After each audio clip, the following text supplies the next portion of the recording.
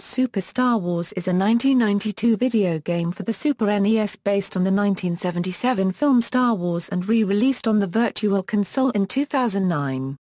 It is the SNES equivalent of the Star Wars NES game.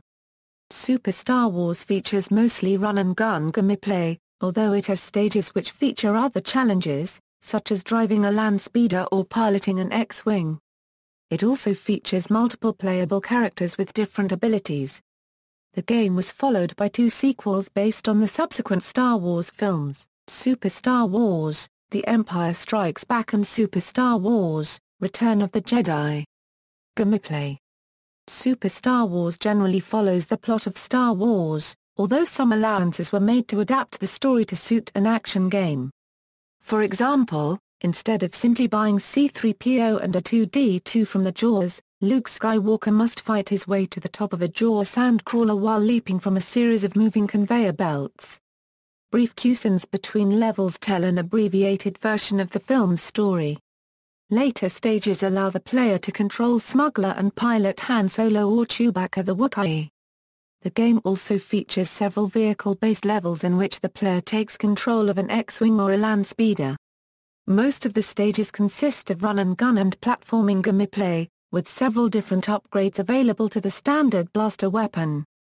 Luke can also wield a lightsaber after acquiring it from Obi-Wan Kenobi. The end of the game has players reenacting Luke's Death Star trench run to destroy the Death Star, with Darth Vader confronting the player in his TIE Advanced X-1.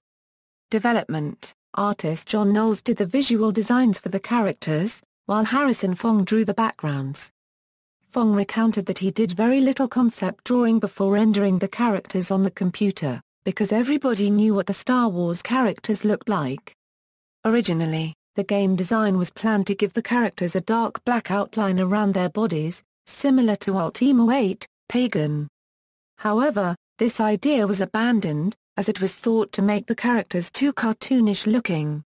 The Calhor boss monster is based on one of the chess pieces R2-D2 plays with on the Millennium Falcon in the film.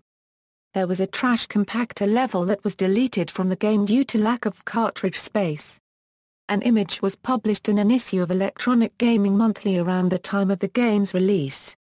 A PC port of Super Star Wars was in the works since 1994, by a Danish game company Brainbug and produced by Soft Gold.